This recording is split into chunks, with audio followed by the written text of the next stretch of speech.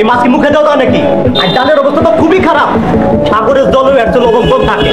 সবাই তরকারিটা আজকে একটু লবণ বেশি। আপনি কি ভাতের মধ্যে লবণ নিছেন? ও এখন লবণটা দূষ হয়ে গেছে। আমি তো লবণ নিছি 1 চিমটি, আর তুই তরকারির মধ্যে লবণ দিয়ে একদম 20 বানা খেলছিস বেটা। এবারে তুই কাস্টমারকে কি মারতে চাস নাকি? হ্যাঁ, আরে দেখাইতে আমাকে টাকা দিতে হবো।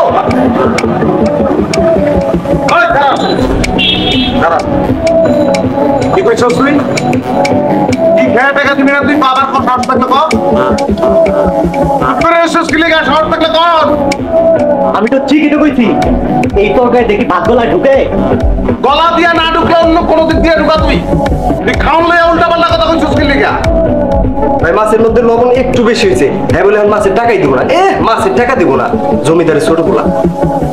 আমি তো ঠিকই কইছি, 1 কেজি মাছের মধ্যে 4 কেজি লবণ দিছেন, আবার এর জন্য টাকা চান? হ্যাঁ তুমি না এক গ্লাস এক গ্লাস। আমার মাছ আমি লবণ ছাড়া রান্ধুম। ইচ্ছা হইলে লবণ দিয়া ভইরা ফেলামু। তুই খাইলে খাবি, না খাইলে না খাবি। তুই খারাপ কথা কইছস কি লিগা? তাই মাছের পাইলে এটা ভাত পামু না আমারে, না আমারে ভাত পামু না, আমার কত দাম নাই। ভাই আমার ভুল হয়ে গেছে, আল্লাহর হস্তে মাপ চাই। আপনার এই তরকারির মধ্যে লবণ খুবই কম হয়েছে, লবণই দেন নাই। আপনার আর কিছু লবণ দিয়া 7 দিন বড় ডাল দেন। এই না বাইরে গেলাম বাবা।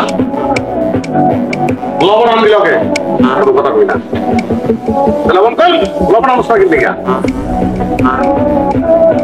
লবণ না দিগা। এই যে ভাতের মধ্যে লবণ দিলাম, এই ডাইলের মধ্যে লবণ দিলাম। মাছ কই? এই এক মাছ লবণ দিলাম, এই তরকারিতে লবণ, আর ভাতে লবণ দিলাম না। হ্যাঁ